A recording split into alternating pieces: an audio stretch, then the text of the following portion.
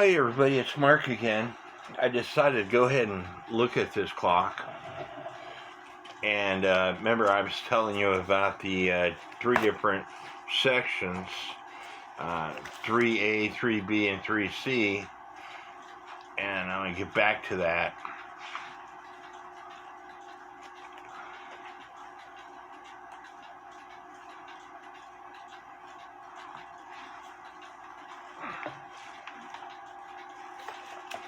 This particular clock is a Kundo Standard 55, and the reason I know that, it talks about the bottom, the way it's connected, and it said see Appendix 18, Section 2. So, and this is the way it's connected, and it tells you that with the first production of the Kundo locking pendulums, the bottom suspension block holding pin was designed to be loose so that it could be removed and replaced. But when the clocks were shipped, sometimes the holding collar would jog loose and the pin would fall out, releasing the pendulum to do considerable damage. To prevent this from happening, the factory replaced the brass pin with a steel pin having an upset center. The pin was then forced into the block under pressure, making it difficult to remove. A simple way to remove the pin is to tap it out with a hammer and nail set punch. Before replacing the pin, file off the upset portion so that it can be removed again and replaced with ease. So anyway, that's the way I know it's Kundo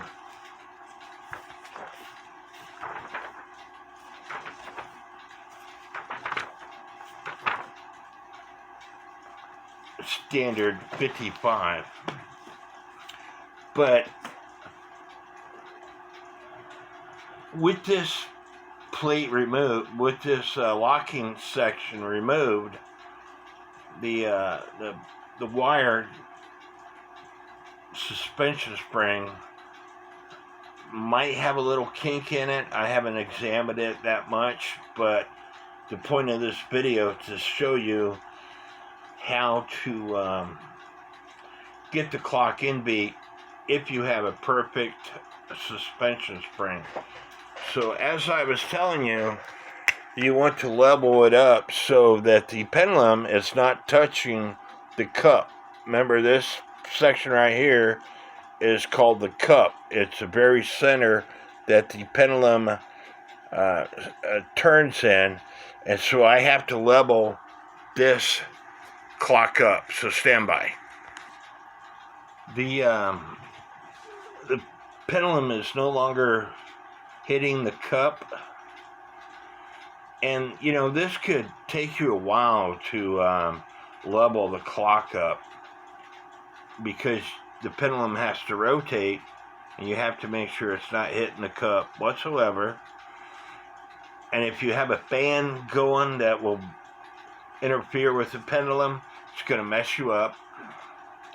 So anyway, I got it pretty well leveled up, and so I'm going to lock it in place so I could talk about the next step. This particular clock has got a screw right here. You loosen that screw, you attach the beat setting tool, which you can control out here. You loosen that screw some, and then with the pendulum free, the reason I have that piece of tape there is so I can see where the ball is in relation to the clock. You don't want to overwind the pendulum. You don't want to give it 2 or 3 spins. It only takes about 360 degree turn to get it to rotate. And then you want to watch the exit and entry palette on the clock. First thing you want to do is wind the thing up, and I didn't do that, so let me wind the clock up, because you'd be surprised. You're sitting here trying to get it in beat, and you forgot to wind the clock up like I did, so I want to wind the clock up, so stand by. And when you're winding a clock, especially a clock that has 400 days, there's a lot of power to it. Even though it's different geared, you want to, when you wind it up, you want to make sure that the click catches before you release the key to grab a hold of it to wind it again. So anyway, the clock is wound up, and I'm going to try to reposition this camera so you can see what's going on. Releasing the pendulum. Let it settle back down. And I'm watching the escapement palette. I'm watching the fork and the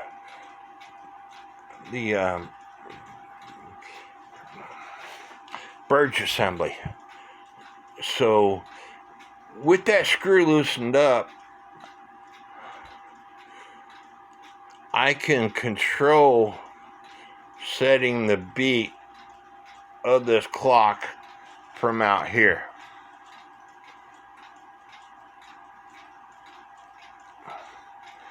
And you want to make minor adjustments.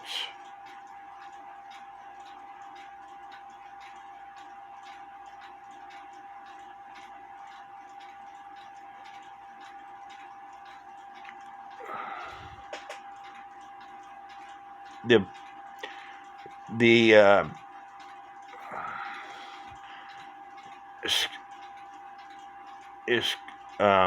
escapement wheel just advanced. The crutch assembly is going back the other way. It's advancing.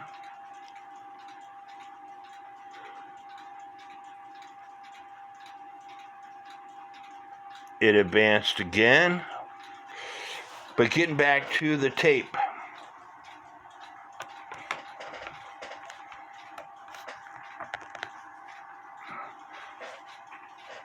While it's doing its thing, I want to show you something in the book. Let me find it.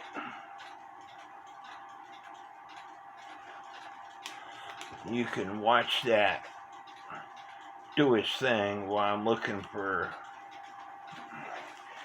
In this book, it talks about this diagram right here. And it says that you cut this out and you tape it down to the clock to where the balls are over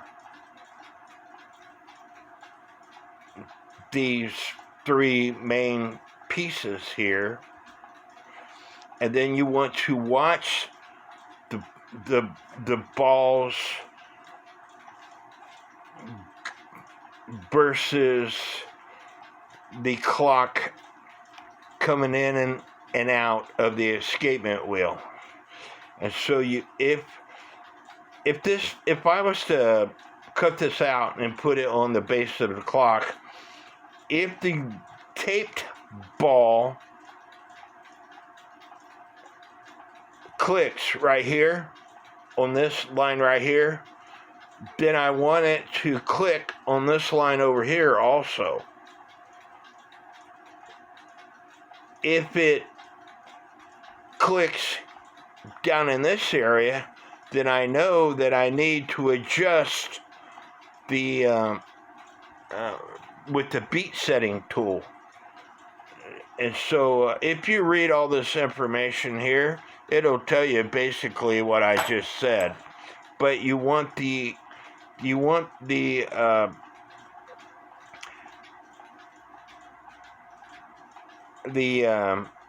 entry and the exit to be equal in relationship to this diagram or if you're not using a diagram in relationship to that clock. So I'm going to see what it's doing now and see whether I need to adjust the beat setting tool. See, here the tape was right here and it didn't move. There it moved. So I have to adjust the beat setting tool just a little bit. Now I'm going to let it go again and watch it to see where it moves.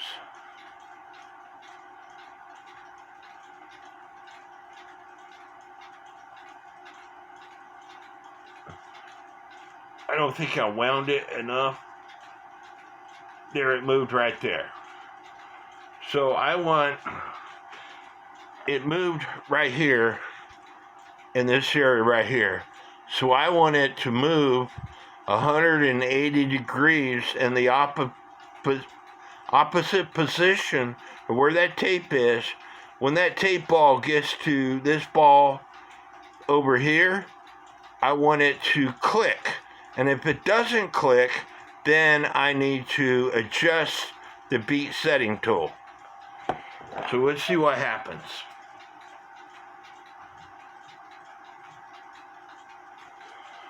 It clicked before it reached that area, so that means I need to adjust the beat setting tool.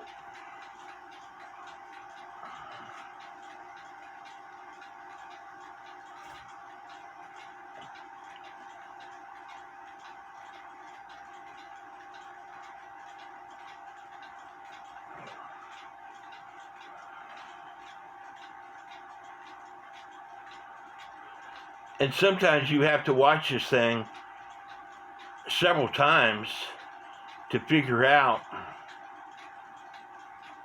where it's moving. And I need to adjust the beat setting tool because it's off a little bit.